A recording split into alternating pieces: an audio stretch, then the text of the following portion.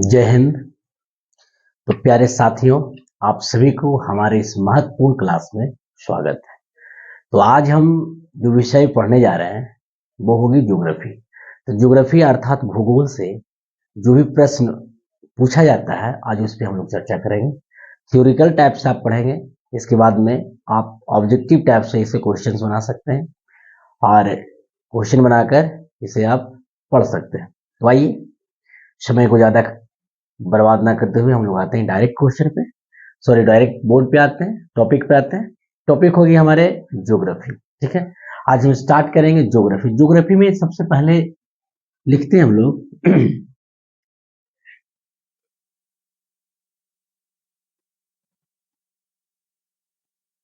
Geography.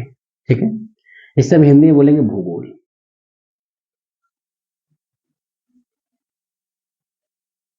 इस बात को ध्यान दें। इसमें सबसे पहले कहा गया है कि जो ज्योग्राफी शब्द है, ज्योग्राफी शब्द का सबसे पहले किसने और कहाँ के रहने वाले थे, है ना, जो इनका प्रयोग किए थे। तो ध्यान देंगे, ज्योग्राफी जो शब्द है, ज्योग्राफी शब्द एक ग्रीक शब्द है, अर्थात ग्रीक का एक विद्वान थे, एक ग्रीक का विद्वान थे जिनका नाम था इरेटोस्थनीज। इरेटोस्थनीज, है ना, इरेटोस्थनीज नाम का एक विद्वान थे जिन्होंने सबसे प्रथम बार ज्योग्राफी शब्द का प्रयोग किए थे, जिस कारण से इन्हें फादर ऑफ ज्योग्राफी के नाम से भी जाना जाता है या कहा जाता है। तो इन्हें कह सकते हैं ज्योग्राफी का पिता या भूगोल का पिता। भूगोल का पिता अगर कहा जाए, या जनक ले लीजिए, पिता नहीं कहता है, जनक, तो कहेंगे हेरोडोटस को, है ना। इनको कह सकते हैं फादर ऑफ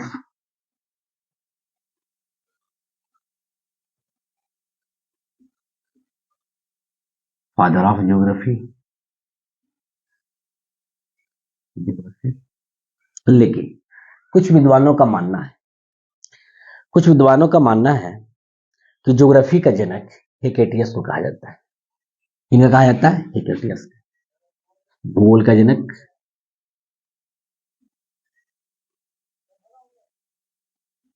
जनक जो है, जिनको कह सकते वही फादर ऑफ ज्योग्राफी, है ना, हेकेटियस साहब को, हेकेटियस, है ना, इनको कहा जाता है। क्यों? क्योंकि इनका एक बुक था, जिनका जो बुक का नाम था, पुस्तक लिखे थे उसने, इनका एक पुस्तक था, पुस्तक क्या, पीरियडस बुक में इसने पहली बार, है ना, पीरियडस बुक में इसने पहली बार पृथ्वी का क्रमबद्ध तरीका से विवरण किया, विस्तार से बताया है ना, पृथ्वी के बारे में, जिस कारण से इन्हें फादर ऑफ ज्योग्राफी कहा जाता है, भूगोल का जनक कहा जाता है। लेकिन आगे आइए आगे कहा जाता है कि आधुनिक विज्ञान का जनक, और सॉरी आधुनिक भूगोल का जनक नहीं कहा जाता है। तो कह सकते हैं कि आधुनिक भूगोल का जनक अगर देखा जाए, आधुनिक भूगोल का जनक, है ना, modern geography, father of modern geography,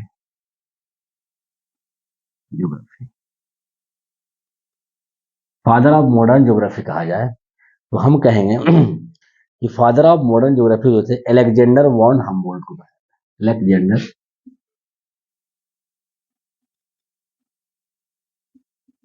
Alexander von Humboldt, है ना, अलेक्जेंडर वॉन हम्बोल्ट को फादर ऑफ मॉडर्न ज्योग्राफी या आधुनिक भारत का, आधुनिक भूगोल का जनक कहा जाता है। आगे हम लोग पढ़े कि सर आधुनिक जो है भूगोल का जनक हमें अलेक्जेंडर वॉन हम्बोल्ट को क्यों कहा जाता है। इसका पीछे क्या रीजन हो सकता है? तो कहा जाता है आधुनिक काल में इन्होंने भूगोलवेदा, दार्शनिक एवं प्रमाणित व्याख्या करने के कारण इन्हें अलेक्जेंडर को father of modern history, father of modern geography अर्थात आधुनिक भूगोल का जनक कहा जाता है। आप आइए हम चर्चा करते हैं ज्योग्राफी को कुछ कुछ बांट बांट के पढ़ने के लिए। जैसे ज्योग्राफी जो है ज्योग्राफी ज्योग्राफी को देखा जाए तब वो दो शब्द से मिलकर बना है। इस तरह से करिएगा, ऐसा दो शब्द है कौन, एक है जियो, दूसरा है ग्राफोस। जियो का अर्थ होता है पृथ्वी, जियो का अर्थ होता है पृथ्वी, ग्राफोस का अर्थ होता है वर्णन। तो आप कह सकते हैं शाब्दिक स्वरूप, शाब्दिक रूप में कह सकते हैं कि ज्योग्राफी का अर्थ है पृथ्वी का वर्णन। ठीक है, ज्योग्राफी का क्या अर्थ है? पृथ्वी का वर्णन।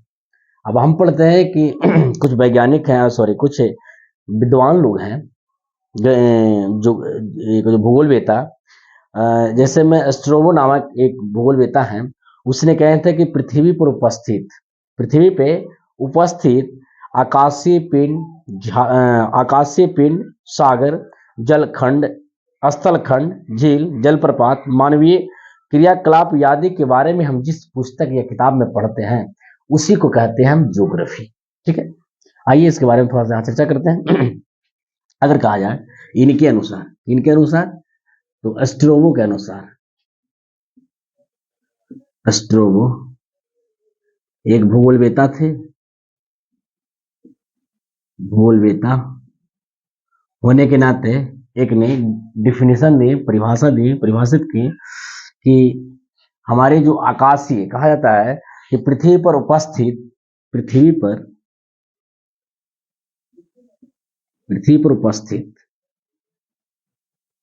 उपस्थित है ना, पृथ्वी पर उपस्थित आकाशीय पिंड, पृथ्वी पे उपस्थित आकाशीय पिंड कह सकते हैं,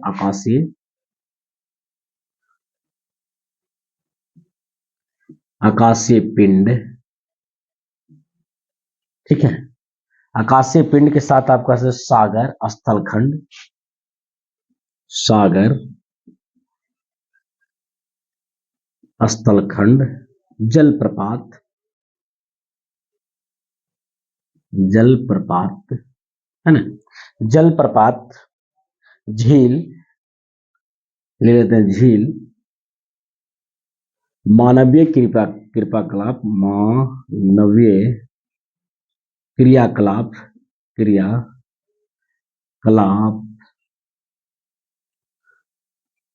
लाभ यादे इत्यादि के बारे में जिस पुस्तक में हम अध्ययन करते हैं,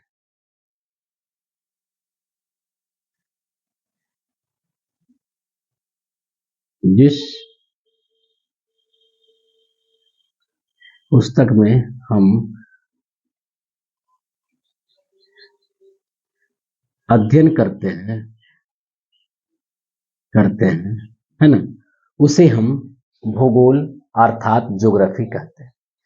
लिखे हैं कि पृथ्वी पर उपस्थित आकाशीय पिंड, सागर, स्थलखंड, जलप्रपात, झील, मानवीय क्रियाकलाप इत्यादि के बारे में हम जिस पुस्तक में पढ़ते हैं या जिस पुस्तक में हम अध्ययन करते हैं उसे हम ज्योग्राफी अर्थात भूगोल कहते हैं।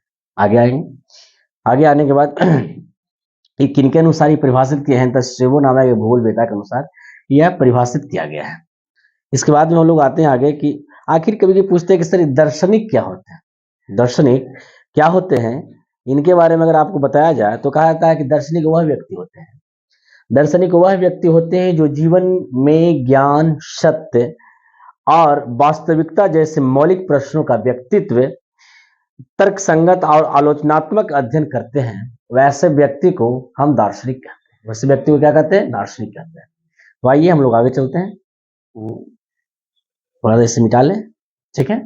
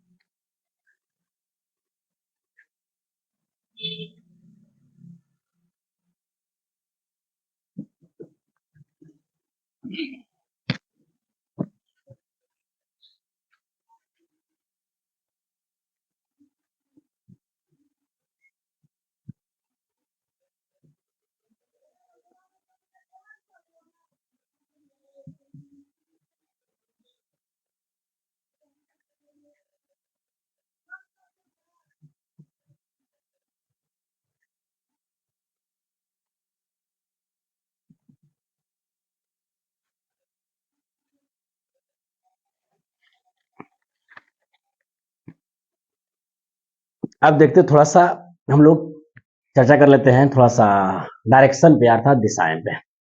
सबसे पहले हम थोड़ा सा समझेंगे सर पृथ्वी जो है हम पृथ्वी के बारे में पढ़ते हैं आज। पृथ्वी जो पृथ्वी है पृथ्वी को देखा जाए तो दो हिस्से में बांट देते हैं इसको कि पृथ्वी को एक स्थल खंड और एक जलीय क्या बोलता है कि भूभाग के बारे में पढ़ेंगे। तो स्थल भूभाग कितना है और जलीय भूभाग। स्थल भूभाग एंड जलीय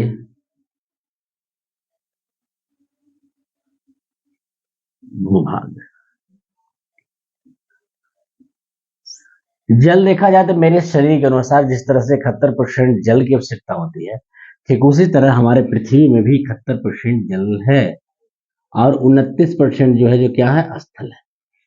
इस बात को ध्यान में जो स्थल है स्थल भूभाग स्थल जो भूभाग है भूमि का जो भाग है उसमें स्थले जो है जो स्थल है वो 29% है। अब जो जल है जो पृथ्वी का 71% भूभाग पे क्या है जलीय है यहाँ पे जल ही जल है। तो हम दो खंडों में पढ़ेंगे पृथ्वी को कि एक खंड में पढ़ेंगे सर कि पृथ्वी को दो भाग में पढ़ेंगे एक स्थल खंड और एक जलीय खंड। ठीक है जलीय भाग एक स्थलीय भाग। तो हम लोग पढ़ेंगे दो खंड स्थल खंड या स्थलीय भाग कह सकते हैं। तो पृथ्वी को इस तरह से पढ़ेंगे हम लोग पृथ्वी जो पृथ्वी है ना इस पृथ्वी को दो खंड में देखेंगे। कई खंड देखेंगे दो खंड देखेंगे इधर नहीं दिख रहा होगा आप लोग का थोड़ा सा आगे बढ़ेंगे। जो पृथ्वी है ये पृथ्वी को दो खंड में हम लोग पढ़ने का प्रयास करें। एक पढ़ेंगे महासागर या महाद्वीप महादेश महाद्वीप बोल सकते महाद्वीप है ना। एक पढ़ेंगे महासागर महासागर ठीक है। एक महाद्वीप या महादेश कह सकते हैं महादेश भी कह सकते हैं इसे। एक महादेश या महाद्वीप एक पढ़ेंगे महासागर। याद रखिएगा महाद्वीप की जो संख्याएं हैं वो 7 है जबकि महासागर की जो संख्या है वो 5 है। महादेश कितने हैं तो 7 महादेश हैं और 5 महासागर है। सर महादेश किसे कहेंगे कहता है कि स्थल खंड का बृहद स्वरूप को स्थल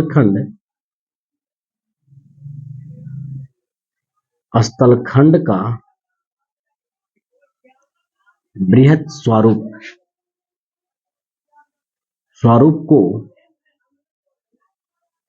हम महादेश या महाद्वीप कह सकते हैं। ठीक है स्थल खंड का बृहद स्वरूप को हम महादेश या महाद्वीप कहते हैं और जलीय भूभाग का बृहद स्वरूप को जलीय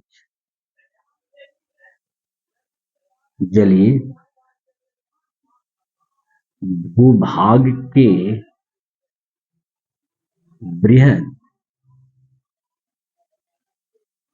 स्वरूप को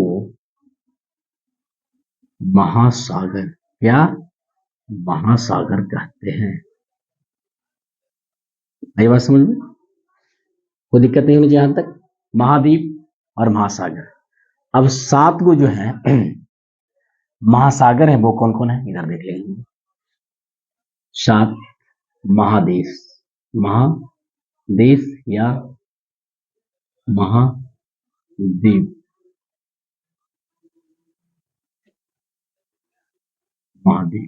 है ना। कौन कौन है सर इसको देखेंगे। सबसे पहले नंबर पे आता है आपका एशिया, ठीक है, एशिया। सेकेंड नंबर पे आएगा आपको क्या, एशिया के बाद अफ्रीका, अफ्रीका। इसके बाद में आ जाएगा आपको तीसरा में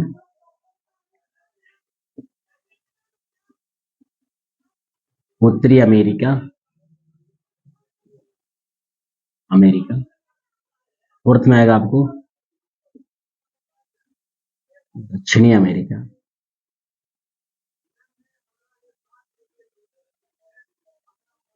अमेरिका। फाइव में आ जाएगा आपको क्या, अफ्रीका, अमेरिका हो गया है ना। फाइव में आकर क्या, यूरोप, नहीं इससे पहले आता अंटार्कटिका, अंटार्कटिका है ना। इसके बाद में आएगा आपको यूरोप, इसके बाद में आ जाएगा आपको 7 नंबर पे ऑस्ट्रेलिया, ऑस्ट्रेलिया, ऑस्ट्रेलिया। ये आपको 7 महादेश हैं, एशिया, अफ्रीका, उत्तरी अमेरिका, दक्षिणी अमेरिका, ऑस्ट्रेलिया, यूरोप, और लास्ट है आपका जो आता है ऑस्ट्रेलिया लास्ट, यूरोप के बाद लास्ट है ऑस्ट्रेलिया। ये 7 महादेश है हमारे पृथ्वी, 7 महादेश। महादेश क्या है, कहा गया कि महादेश सर देशों का एक समूह होता है, एक देशों का एक समूह को हम क्या कह सकते हैं, महादेश कह सकते हैं। बहुत सारे देश इसमें आता है। इसके बाद पढ़ेंगे क्या हम लोग, महादेश के बाद महासागर। महासागर की संख्या कितनी है, तो कहेंगे सर महासागर की संख्या जो है वो 5 है, महासागर की संख्या 5 है। पहला में क्या आता है जो जानेंगे, जो पहला आता है आपको प्रशांत महासागर, प्रशांत, प्रशांत के बाद आएगा अटलांटिक, अंटार्कटिक या अटलांटिक, अटलांटिक महासागर, महासागर पहला, दूसरा, तीसरा में इधर लिख लेंगे हम लोग, ठीक है। तीसरा में क्या आ जाएगा आपको, अटलांटिक के बाद हो जाएगा आपको हिंद महासागर। कौन सा, हिंद, हिंद महासागर। चौथा अंटार्कटिक महासागर, महासागर।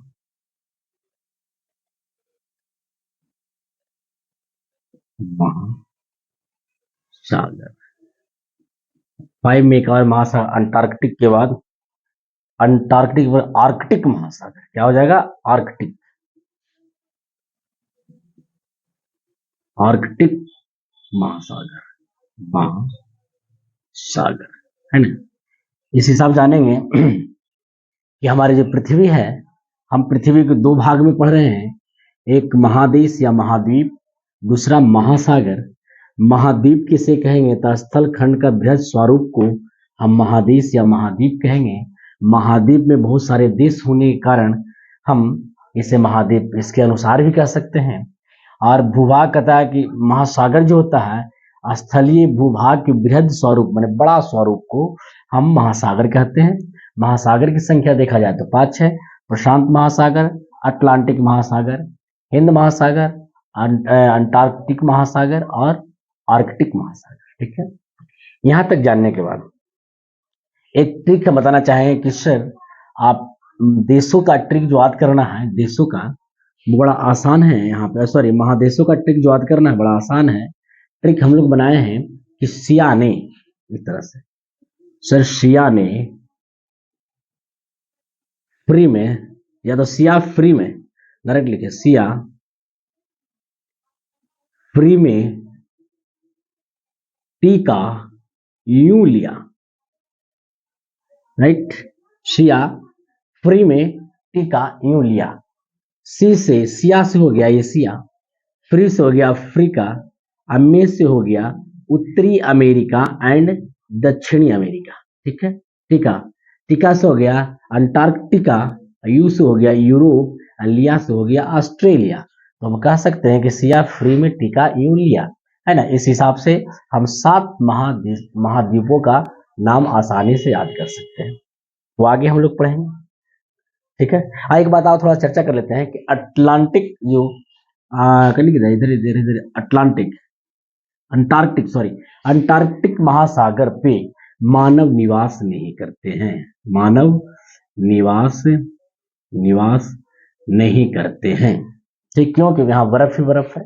दूसरी स्थिति में कहा जाए कि विश्व का सभी देश हैं जो अनुसंधान संस्थान यहाँ पे खोलते हैं।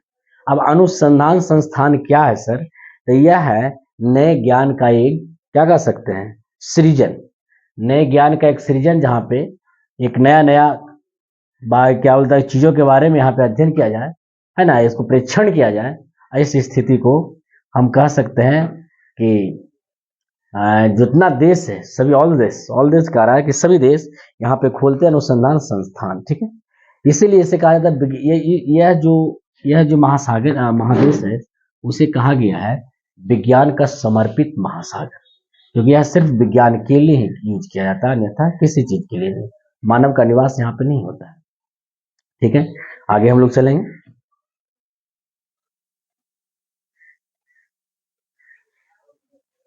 चलो देख लेते हैं भारत की स्थिति।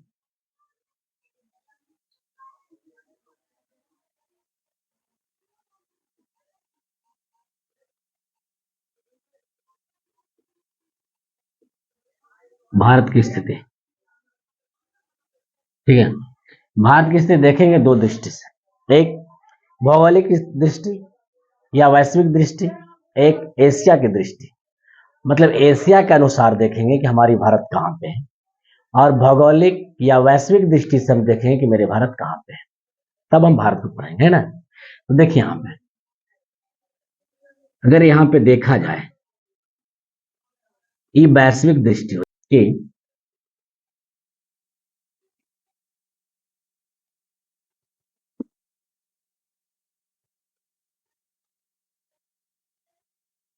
लेकिन भारत की जो स्थिति है वैश्विक या विश्व के अनुसार, वैश्विक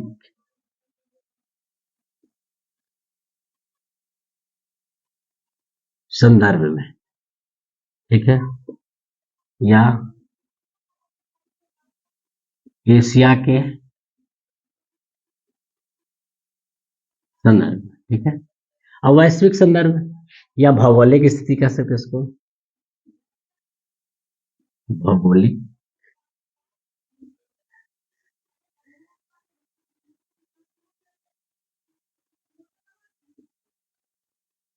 स्थिति कह सकते हैं। इसके अनुसार हमारे भारत को देखा जाए तो हमारे भारत आपको दिखेगा कैसा, माने किधर दिखेगा? तो कहते उत्तरी पूर्वी गोलार्ध में भारत दिखेगा। उत्तरी पूर्वी गोलार्ध में, है नजर कहां से आएगा? विश्व की दृष्टि से अगर देखा जाए, वैश्विक भौगोलिक स्थिति देखा जाए हमारे भारत को, तो भारत नजर कहां आएगा? तो उत्तरी पूर्वी गोलार्ध में। लेकिन जैसे ही आप एशिया के संदर्भ में देखते हैं तो भारत नजर आएगा आपको दक्षिणी गोलार्ध में। दक्षिणी गोलार्ध में कहां नजर आ जाएगा? दक्षिणी गोलार्ध, ठीक है। अब हम लोग पढ़ेंगे उत्तरी गोलार्ध एंड दक्षिणी गोलार्ध। गोलार्ध क्या है इसमें तो हमें पता ही नहीं चलता है। तो बाबू पृथ्वी को गोलार्ध समझने के लिए सबसे पहले हम लोग समझेंगे क्या जाएगा, हम लोग समझेंगे ग्लोब को। अगर ग्लोब को समझते हैं तो समझ में आएगा। तो ग्लोब को समझने के लिए थोड़ा सा हम प्रयास करेंगे ग्लोब को बनाने के, है संभव तो बना के देखते हैं। याद बना देना,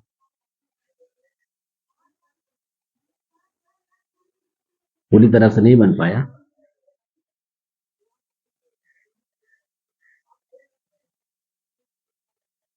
ठीक है। चलिए इससे पर देख थोड़ा सा लोग जैसे बनी टूटी फूटी, कोई दिक्कत नहीं। यह केंद्र है, यहां से अगर यहां तक लिखा जाए, ये जो 0 डिग्री है, ये क्या है? 0 डिग्री। इसे हम क्या कह सकते हैं? जो रेखा है एक अक्षांश रेखा है। ये क्या है? अक्षांशीय रेखा। इसे हम कह सकते हैं देशांतर, सॉरी देशांतर, अक्षांशीय रेखा जो सबसे बड़ी रेखा, अक्षांशीय का जो सबसे बड़ी रेखा होता है इसे हम विषुवत रेखा बोलते हैं, विषुवत रेखा, विषुवत रेखा बोल सकते हैं। इसे क्या बोलेंगे? विषुवत रेखा। विषुवत रेखा क्या है सर? तो अक्षांशीय रेखा का सबसे बड़ी, अक्षांश का सबसे बड़ी रेखा जो है उसे हम विषुवत रेखा कहते हैं। वो कितनी डिग्री पर होता है? 0 डिग्री पर होता है, ठीक है। और अगर हम सामने से इस तरह इसको अगर सामने से इस तरह से हम खींच दिया जाए, ठीक है, यहाँ पे समझेगा, ये हो जाएगा आपको उत्तर या उत्तरी ध्रुव, नीचे हो जाएगा आपको दक्षिणी ध्रुव,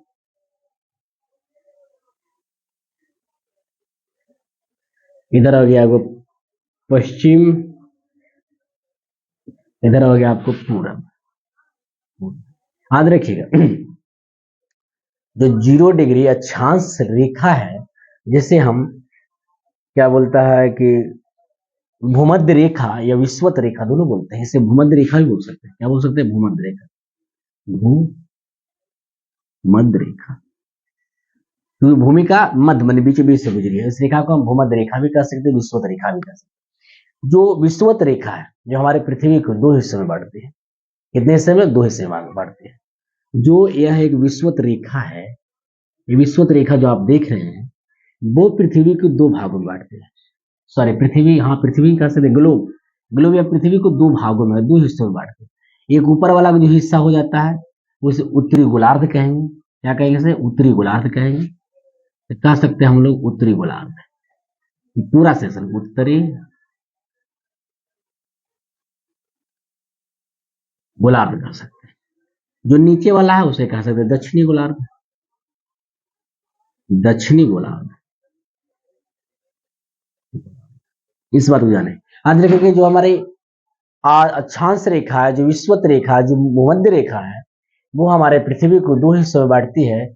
ऊपर वाला हिस्सा को उत्तरी गोलार्ध कहेंगे, नीचे वाले हिस्सा को दक्षिणी गोलार्ध कहेंगे। लेकिन अगर हम देखा जाए हमें कि सर आपको बताया जाए कि जो रेखा जो सामने जो खड़ी रेखा है उसे हम बोलेंगे देशांतर रेखा है। तो देशांतर रेखाएं भी हमारे पृथ्वी को 2 भागों में बांटती है। देशांतर रेखा, इसे हम बोलेंगे सर देशांतर रेखा। इसे हम ऐसा ऐसा कर यहाँ तीर लगा देते हैं, इसे बोलेंगे देशांतर रेखा, देशांतर रेखा। क्या कहेंगे? देशांतर रेखा। जो देशांतर रेखा है वो हमारे पृथ्वी को 2 हिस्सों में बांटती है। एक हिस्सा जो इधर वाली भाग आ गया, जो इधर वाली पूरा भाग, जो इधर का ये भाग जो आ रहा है, ये जो भाग आ रहा है, इस भाग को हम लोग बोलेंगे क्या?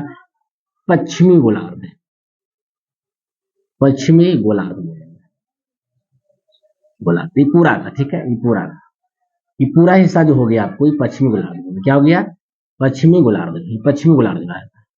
ये जो हिस्सा आ गया, ये वाला हिस्सा आ गया, वो हो जाएगा पूर्वी गोलार्ध, पूर्वी गोलार्ध, है ना।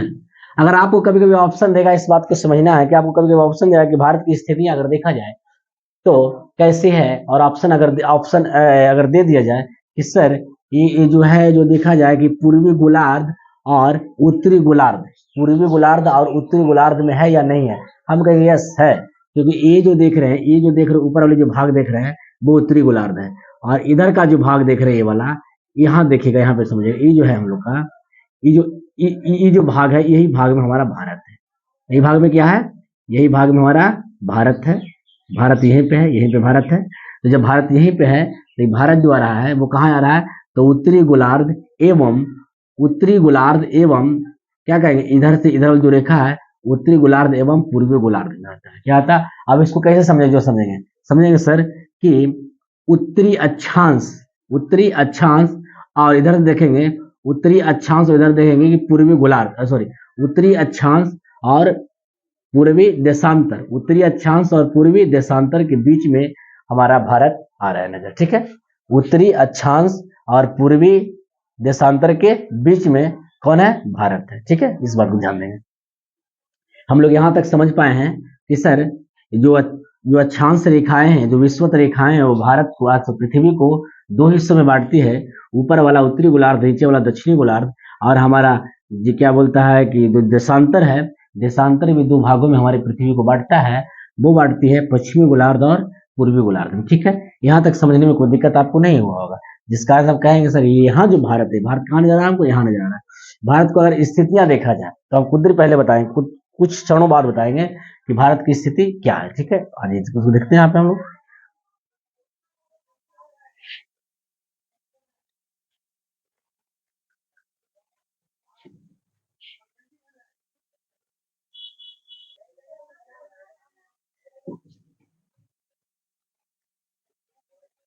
चलिए देखिए, हम लोग एक एक करके देखेंगे यहाँ पे कि अगर इस तरह से एक हम काटते बनाते हैं यहाँ पे कि सर ये जो यहाँ से यहाँ तक जो मिला दिए और एक ग्लोब का यहाँ से यहाँ तक मिला दिए। ठीक है, इस बात को एकदम समझिएगा,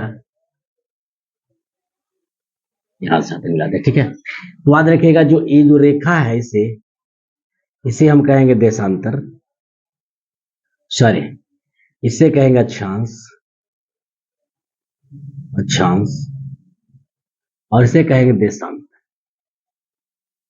देशांतर। ठीक है, इसे कहेंगे देशांतर। आई बात समझ में? बड़ी रेखा अक्षांश, खड़ी रेखा देशांतर। अब हम इसे समझते हैं यहाँ पे, इस तरह से इसे काट दिया जाए, इस तरह से इसे काट दिया जाए, या नहीं काटना तो इधर इसको इसी में समझ लेते हैं हम लोग, इसे नहीं इसी में समझ लेते हैं कि सर जो ये जो रेखा है, जो अक्षांश जो है, अक्षांश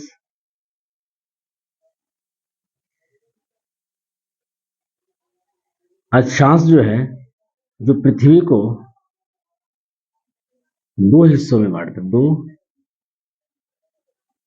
हिस्सों में बांटता है। कई हिस्सों में? दो हिस्सों में। कौन कौन? ऊपर हो गया उत्तरी अक्षांश, यहाँ हो गया ऊपर उत्तरी गोलार्ध, नीचे वाला हो गया दक्षिणी गोलार्ध, गोलार्ध। ठीक है, यहाँ हम लोग पढ़ते हैं देशांतर को, देख लें ओनली फॉर देशांतर, यह है देशांतर है। देशांतर भी इधर हो गया उत्तर या उत्तरी ध्रुव, नीचे वाला दक्षिणी ध्रुव। ठीक है, इधर हो गया पूर्व, पूर्व, इधर हो गया पश्चिम, इधर पूर्व, इधर हो गया पश्चिम, पश्चिम। पश्चिमी गोलार्ध कह सकते हैं इसे हम लोग, गोलार्ध, इसे कह देंगे पूर्वी गोलार्ध, पूर्वी गोलार्ध। याद रखें हमारा देशांतर इसे कहेंगे देशांतर रेखा, देशांतर।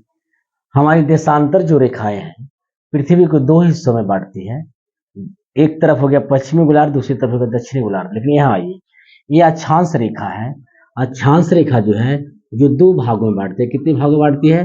दो भागों में बांटती है ना? कितने भागों में? दो भागों में बांटती है। एक का कहेंगे दक्षिणी गोलार्ध और दूसरे के कहेंगे उत्तरी गोलार्ध। क्या कहेंगे? उत्तरी गोलार्ध।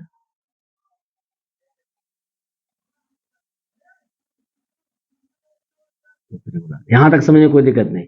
जो अक्षांश जो रेखाएं हैं, या इसी को हम कहते हैं जी भूमध्य रेखा, भूमध्य रेखा या विषुवत रेखा, विषुवत रेखा। लेकिन है वो अक्षांश का बड़ा रेखा है ना, विषुवत। विषुवत रेखा हमारे पृथ्वी को दो भागों में बांटती है, एक उत्तरी गोलार्ध, नीचे दक्षिणी गोलार्ध। और यहाँ कहेंगे देशांतर जो है रेखा है, वो भी पृथ्वी को दो भाग में बांटती है, एक पश्चिमी गोलार्ध, एक दक्षिणी गोलार्ध। यहाँ पे हम लोग समझेंगे, इसे समझेंगे कि जो दो इस तरह से रेखाएं होंगी, आप लोग को समझ में आ गया होगा कि देशांतर कौन है और अक्षांश कौन है। ठीक है, इसमें हम समझेंगे कि सर यहाँ पे लेते हैं इस तरह से, और यहाँ लेते हैं इस तरह से। ठीक है, 0 डिग्री हो गया। एक ऐसे घुरा देते हैं मेरे बच्चों, एक ऐसे घुरा देते हैं जो 23.5 डिग्री, यहाँ 23.5 डिग्री देंगे, 23.5 डिग्री, और ऊपर ले देंगे 23.5 डिग्री, 23.5 डिग्री। ठीक है, ऊपर वाली जो रेखा हो गई उसे कहेंगे कर्क रेखा, कर्क रेखा। नीचे वाली जो रेखा होगी उसे कहेंगे मकर रेखा, मकर रेखा। सॉरी, ऊपर वाला कर्क रेखा, नीचे वाला के मकर रेखा कहेंगे।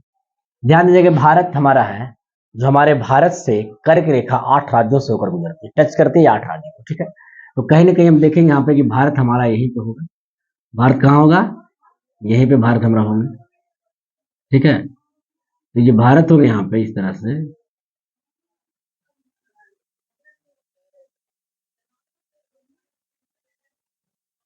इस तरह जो भारत हो गया हमारे यहाँ पे, है ना। वो भारत 8 राज्यों से होकर कर्क रेखा क्या करती है? गुजरती है, ठीक है। तो भारत यहाँ पे हो गया, और ये हो गया 0 डिग्री, ये कितना हो गया? 23.5 डिग्री। तो इसमें आप ध्यान दीजिएगा कि सर जो दक्षिणतम बिंदु है, सॉरी यहाँ देखेंगे जो उत्तरी गोलार्ध है, उत्तरी गोलार्ध, उत्तरी गोलार्ध, गोलार्ध, उत्तरी गोलार्ध 23.5 डिग्री पे जो रेखा जो है वो रेखा कटती है, वो रेखा गुजरती है, उसे हम कर्क रेखा कहते हैं। और दक्षिणी गोलार्ध में, दक्षिणी गोलार्ध जो हो गया, दक्षिणी गोलार्ध, दक्षिणी गोलार्ध में जो 23.5 डिग्री पे जो रेखा क्रॉस करती है अर्थात वो गुजरती है, उसे हम कहते हैं मकर रेखा। क्या कहते हैं? मकर रेखा। मेरा भारत कहाँ है? मेरा भारत इस स्थिति में है, ठीक है। मेरा भारत की अगर स्थितियां देखा जाए तो इस तरह से ऊपर ले लीजिएगा ऐसे, और नीचे ले लीजिएगा ऐसे, फिर लीजिएगा ऐसे, फिर लीजिएगा ऐसे।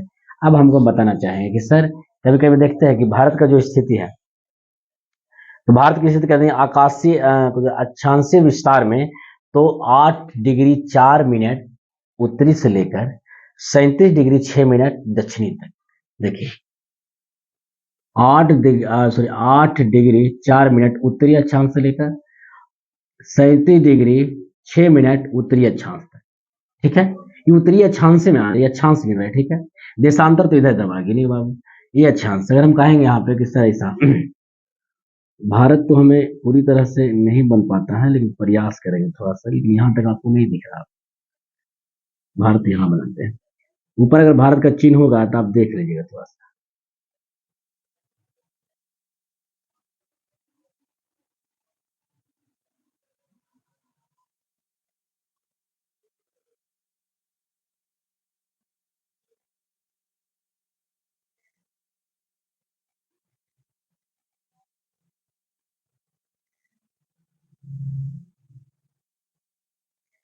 ये भारत हो गया, मान सपोर्ट नॉर्मल से भारत बना दिया, ये ऊपर, ये ऊपर, ये नीचे, ये नीचे, इस बात को ध्यान दें, ठीक है। जो ऊपर है जो अक्षांश है, अक्षांशीय विस्तार है, तो कहेंगे उत्तरी अक्षांश से लेकर सर, है ना, उत्तरी अक्षांश से लेकर उत्तरी अक्षांश में, उत्तरी अक्षांश या उत्तरी अक्षांश में रह जाता है। तो कहते हैं कि 8 डिग्री 4 मिनट उत्तरी अक्षांश से लेकर 37 डिग्री 6 मिनट उत्तरी अक्षांश में। इसकी क्या है? उत्तरी अक्षांश यहां से लेकर यहां तक के बीच में जो डिस्टेंस है, जो दूरियां हैं, वही भारत है, ठीक है।